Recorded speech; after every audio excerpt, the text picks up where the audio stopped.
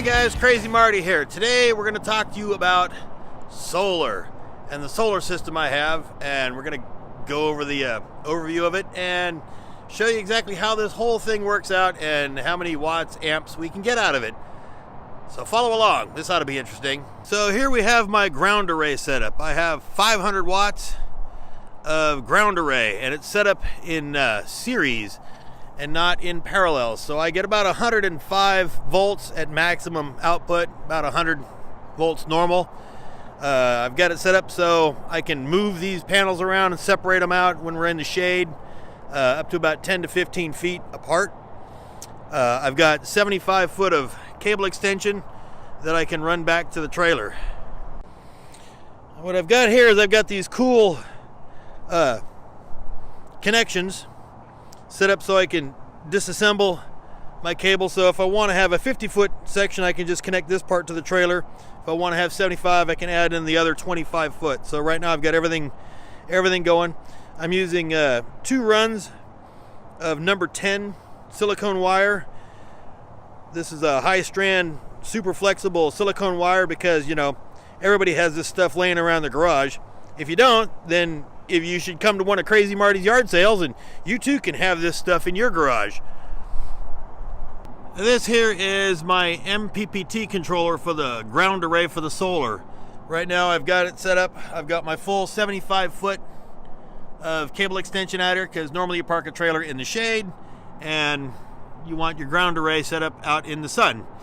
So one of the things that they don't tell you on these Morningstar controllers, if you have a setup like I do, which is with lithium batteries, you have to do a custom setup. So you turn your switches to the on position so you can have your custom setup.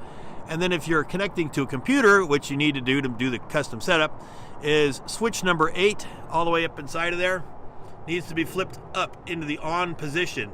Otherwise it will not communicate with your computer. That's one thing that they don't tell you in the manual, is what direction to have it. According to the manual, the way it reads, you would think it would be in the down position to communicate, but no, that would be to communicate for this type of controller to another controller so they can talk to each other. So let's go over the system now inside. Alrighty, here we are inside the trailer now, in the back end here. This is the battery bank that I have. These are Battle-Born LiPo batteries. Each one is 100 amp hours each, so I've got 300 amp hours of power in 12 volts, and that is set up in parallel. So we're still operating on a 12 volt system.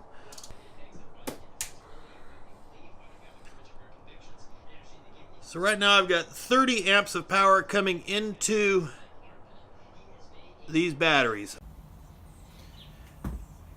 Keep in mind that I have actually 2 solar systems. I have a ground array and then I have a roof array. So what I have up here, this is a PWM controller, and this is controlling the 3 panels that I have on the roof. I've got 300 watts up there. As I explained earlier in another video, how the difference between PWM and MPPT controllers.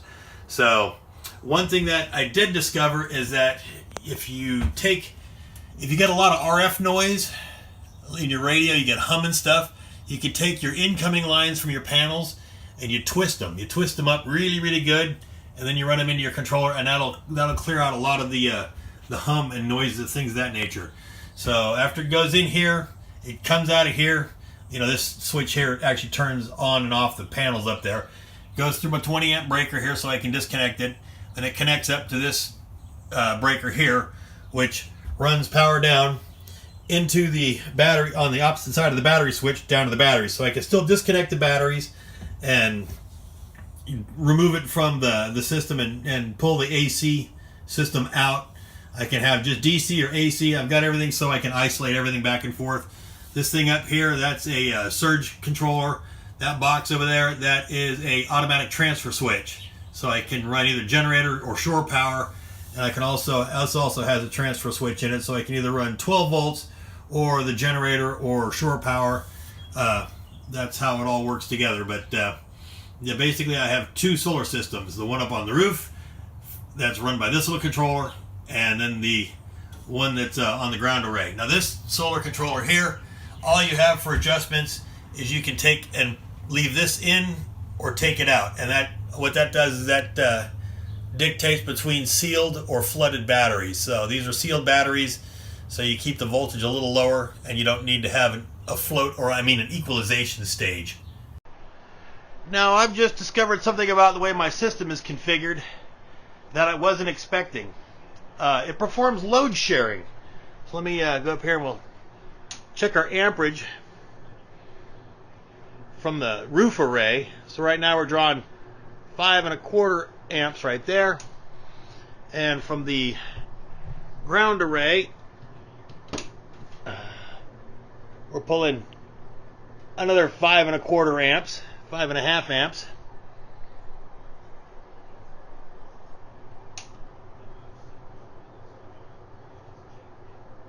And right now the washer's on, so there's 10 amps right there going into the inverter, which the fan hasn't even kicked on yet while running this washer. And we're drawing, almost 0 amps from the battery. So this is actually a really good sign that things are working the way they're supposed to. I didn't expect that the solar system would perform load sharing the way it is, but it is, which is kind of cool. So the ground array will pick up the slack that the roof array doesn't, and the roof array and the ground array will just power everything if need be. Oh, now we're going to get some amperage here. Let's see where we're going.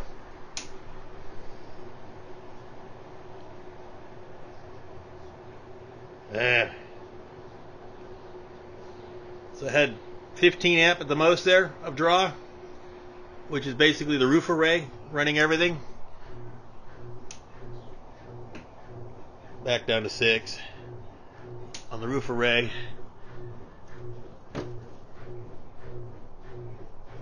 And 5 on there. So yeah, we're back down to splitting the loads. So now it's just doing a standard load split.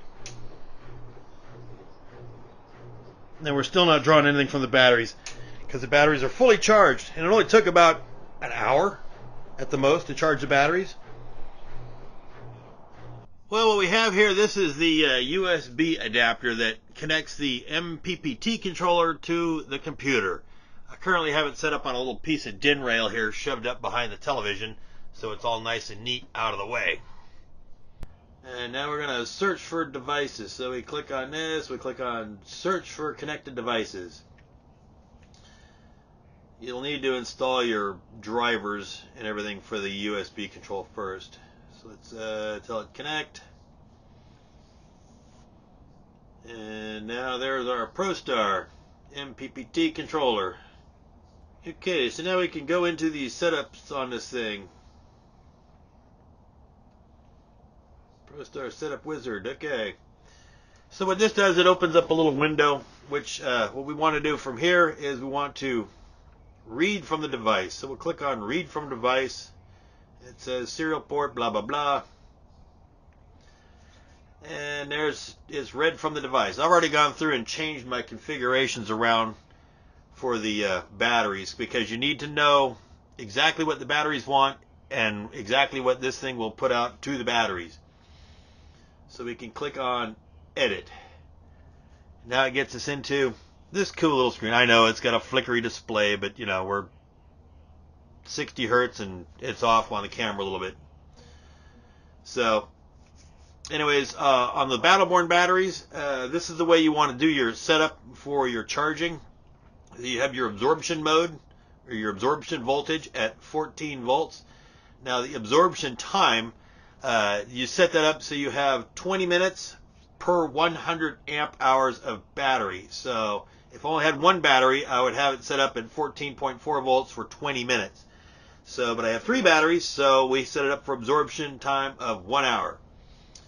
Enable absorption extender, that is unchecked, so we do not use that. That is set up. What this does is this, if your voltage gets down to 12.5, it'll extend the absorption time by however long you want. Battery temperature compensation, this is something you have to set this at all zeros.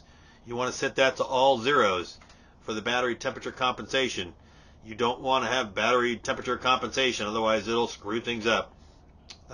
Enable low battery temperature foldback. That is not enacted, not enabled. Float voltage, which is 13.6. So you want to have 13.6 float voltage for 30 minutes. And for enable float cancel, that's if the voltage gets down to 12.5, it kills the float voltage. Nope, don't want that. We just want to enable the float voltage for 30 minutes. And I would imagine that's probably per battery, so that would mean I need to have that at 90 minutes, which is an hour and a half. Yeah, I would say so, because since they're saying 30 minutes, then they're only talking about one battery. So that would be an hour and a half. Alright, let's go to next. Enable battery high voltage disconnect. High voltage disconnect is set up for 14.5, and high voltage reconnect is 14.1. What that is, if you plug a charger in and it throws a spike in there, it disconnects and it'll reconnect.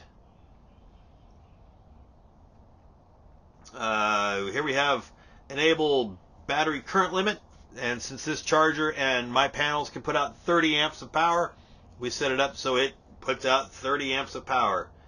Enable fixed array voltage target. That's really not necessary, because that's only if the array is at a specific voltage, it'll do its thing.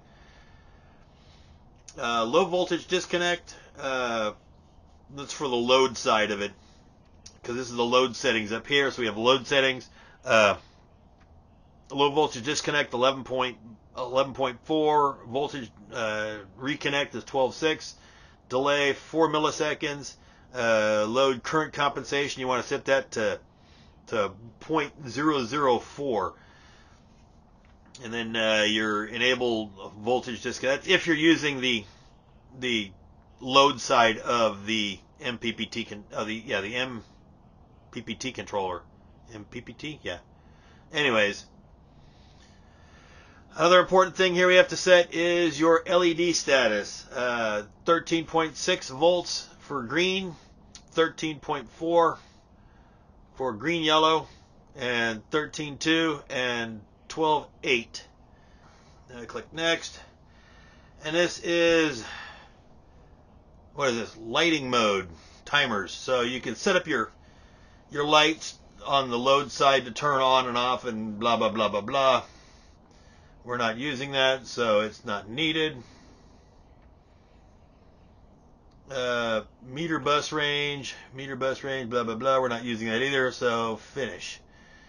And then what we do is we would tell it to program the MPPT. So what we do is we would click on the program MPPT button.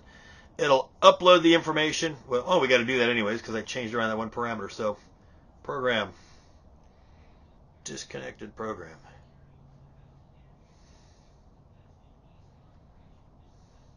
So now it's writing to the controller out there because I had my float stage incorrect. Finish.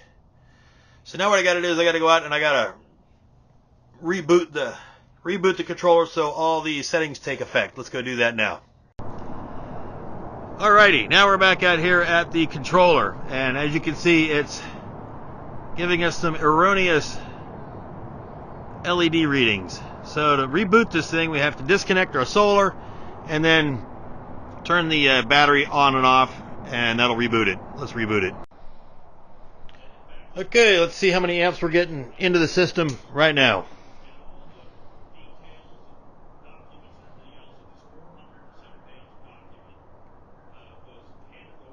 Putting 30 amps right in there. Absolutely perfect, just the way it's supposed to be.